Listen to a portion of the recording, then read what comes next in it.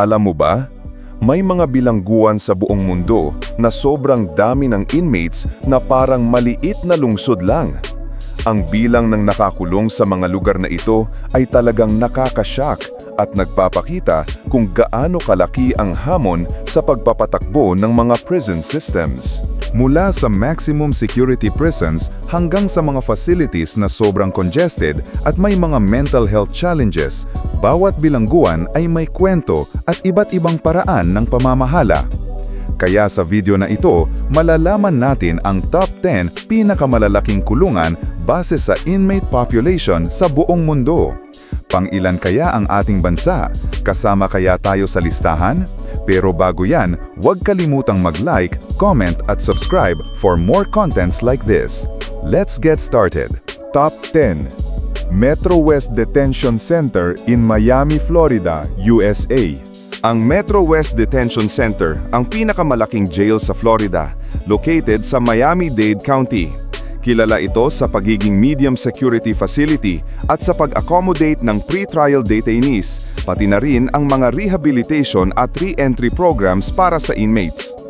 Ayon sa pinaka-latest update, ang prison na ito ay tirahan ng 3,000 inmates. Dahil sa malaking population, nahihirapan ang jail sa resource sharing at daily management, lalo na sa panahon ng overpopulation at maraming daytime visitors. Alam niyo ba? May mental health at illicit drug assistance programs dito at binibigyan nila ng focus ang reintegration ng inmates sa society para mabawasan ng recidivism. Top 9. Curran Fromhold Correctional Facility sa Philadelphia, Pennsylvania, USA. Ang Curran Fromhold Correctional Facility ang pinakamalaking bilangguan sa Philadelphia. Ipinangalan ito kay Curran at Fromhold, dalawang officers na namatay sa line of duty at kilala sa intensive supervision at strict rules para sa inmates. Ayon sa pinaka-latest update, ang bilangguan na ito ay tirahan ng 3,000 inmates. Isa sa mga challenges dito ay ang mental health issues at sexual violence incidents, kaya mahigpit ang oversight at correctional programs. Alam nyo ba, may mga rehabilitation programs dito para sa mental health at re-entry initiatives na tumutulong sa inmates na makabalik sa society at may iwasan ng recidivism o ang paggawa muli ng krimen. Top 8. Maricopa County Jail sa Phoenix, Arizona, USA. Ang Maricopa County Jail, kilala rin bilang Tent City, ay isa sa pinakamalaking kulungan sa mundo. Kilala ito sa extreme desert conditions at controversial history sa inmate treatment. Ayon sa pinaka-latest update, ang bilangguan na ito ay tirahan ng 8,000 inmates. Dahil sa malawak at hindi magandang pagtrato sa mga preso, maraming debate ang nagaganap tungkol sa humane treatment at rights ng inmates. Alam nyo ba, sa ilalim ng pamumuno ni Sheriff Joe Arpaio, nakilala ang Maricopa County Jail sa strict enforcement at kontrobersyal na pamamahala sa kulungan, kaya madalas itong maging topic sa international prison discussions. Top 7. Harris County Jail sa Houston, Texas, USA.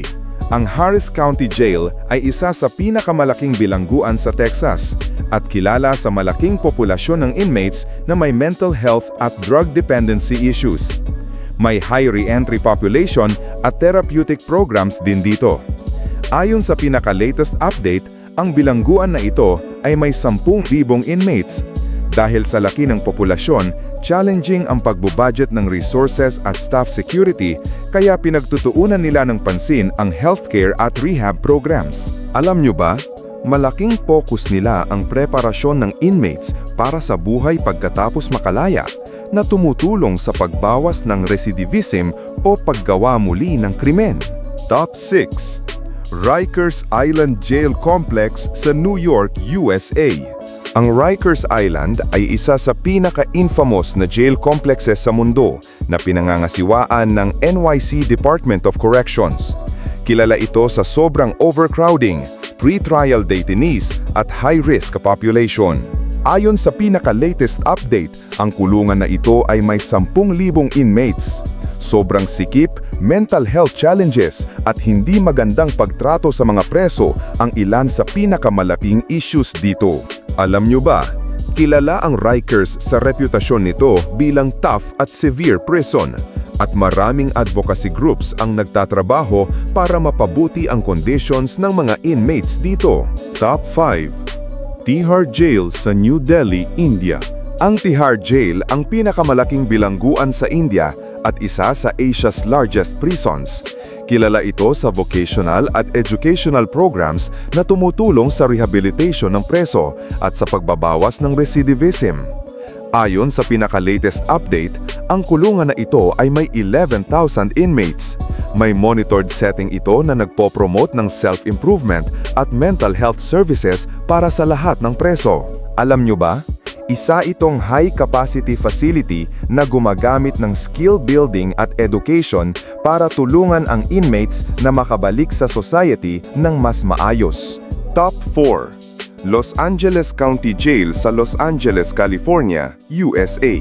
Ang Los Angeles County Jail ang pinakamalaking county jail sa US at multi-facility complex. May mental health, drug rehab at vocational training program sila para sa diverse inmate population.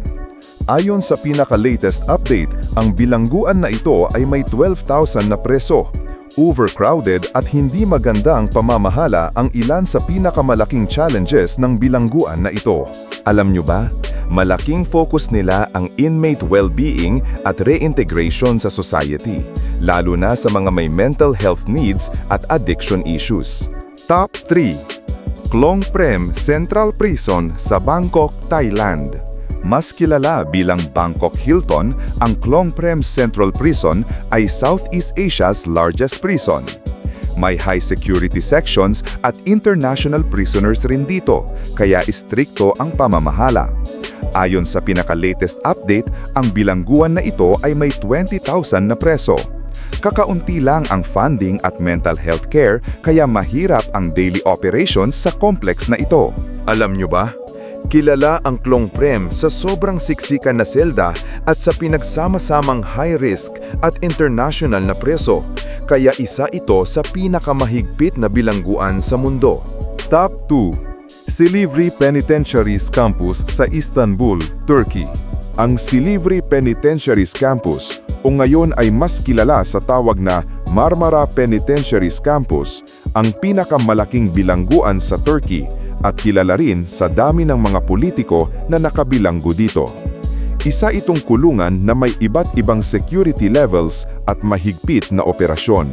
Ayon sa pinaka-latest update, ang bilangguan na ito ay may 22,000 na preso.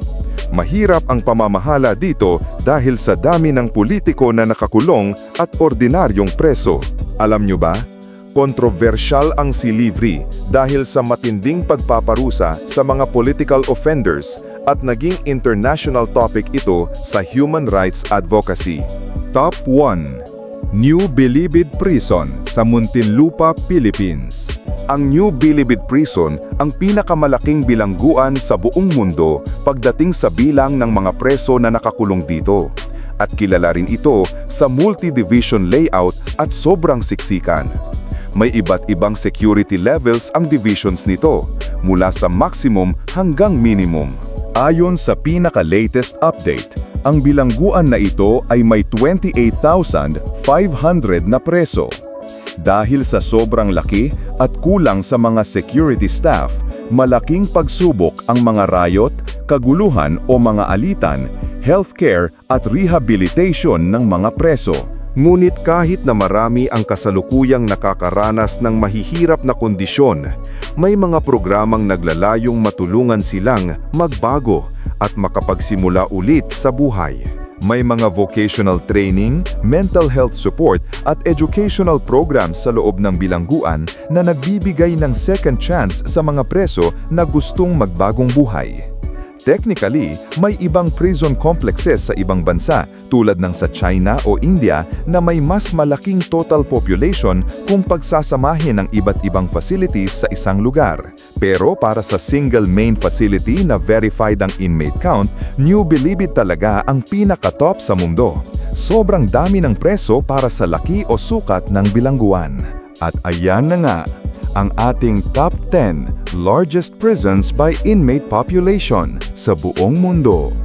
Kahit na nakatira ang mga taong ito sa bilangguan ngayon, hindi ibig sabihin na wala na silang pag-asa sa buhay.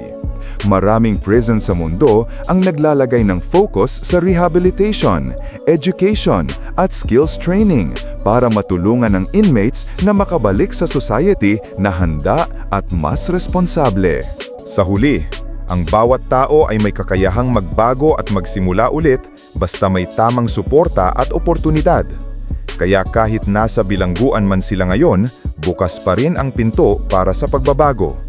Kung nagustuhan mo ang video natin ngayon at gusto mo pa ng iba pang top lists na katulad nito, huwag kalimutang mag-like, mag-subscribe at i-click ang notification bell para updated ka sa mga susunod naming uploads.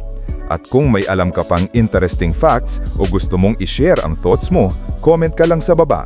Gusto naming marinig ang opinion mo. Hanggang sa muli, kabida!